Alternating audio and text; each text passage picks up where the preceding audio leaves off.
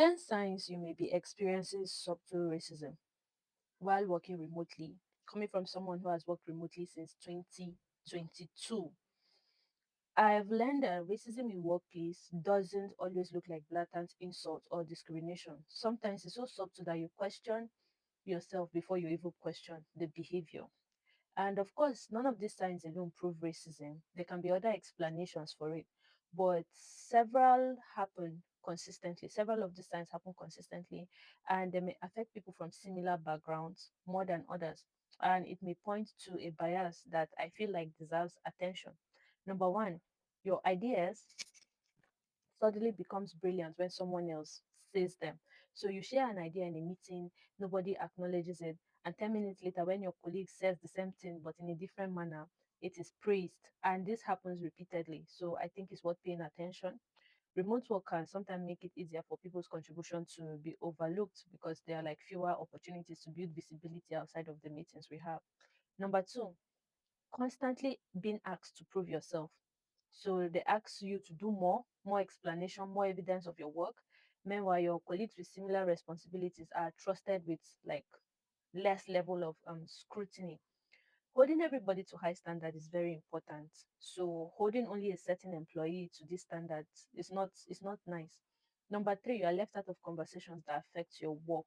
You just find out that project change without them informing you about it. Meetings happen without an invitation to you, even though you are responsible for executing the work that they are holding the meeting for. Number four, your mistakes are remembered longer than everybody else. Everybody can do a mistake, they can go away with it with like warning or talk or something. They might even organize a training session to help that colleague to manage their issue. But for you, they ask you to do more, you do a write up, you do this one, and they publicize your mistake to the entire company. So, mistakes happen at workplace, but somehow your own becomes part of your reputation. It becomes a stamp throughout your entire stay in that company. Others are treated like learning opportunities, like their mistakes are treated as learning opportunities, but your own becomes evidence that, yes, of course, you always had a flaw about you, and now I have evidence that you are not ready. So when the standard for forgiveness is not applied equally, that's a problem. Number five, you are giving more administrative work and less strategic work because you are reliable, you are organized, you are efficient. You now become the person to fix everybody else's problem. They give you other people's work. And when they promote you, you are not promoted with salary increase. You are being promoted, and the salary increase is discussed like this. It's not going straight forward. And leadership opportunities, or when projects that come for you to be recognized comes around the corner, your name is missing from it. And you're seen as dependable, but you're not seen as capable of those opportunities that should prove that this is your expertise here. Number six, your feedback focuses more on your communication style rather than your results.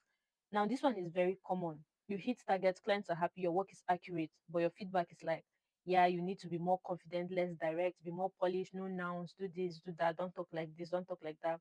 Constructive feedback is important, but vague comments about your communication style can sometimes reflect a conscious bias about you. Now you notice the standard is different for every remote employees from different country. Many talented professionals work remotely from Nigeria, Kenya, India, Pakistan, Mexico, and the Philippines and other countries, even Turkey. Yet, some companies treat these employees differently. For example, in terms of pay grade, Nigerians are like the bottom barrel. They are being paid lesser than some. And then in terms of respect too, because of the skin color variance, some are given more respect than others. So they'll assume you are less experienced. They'll question your internet issues more, and they will expect you to be available outside of working hours without an overtime pay. So they offer lower pay for similar responsibilities without clear justification of why.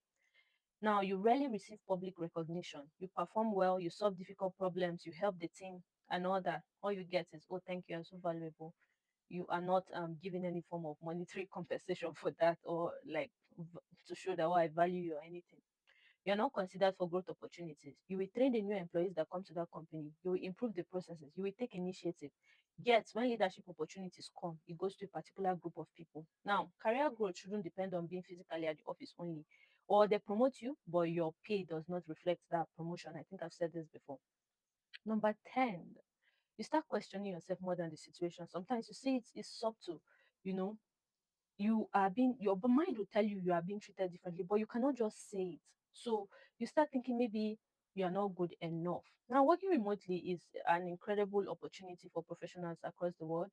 And I have met meaningful managers and excellent CEOs and excellent leaders who have ensured equality in their workplaces, in their businesses. So I know that, okay, this is different when I get to another place and I see there's a different way they behave there.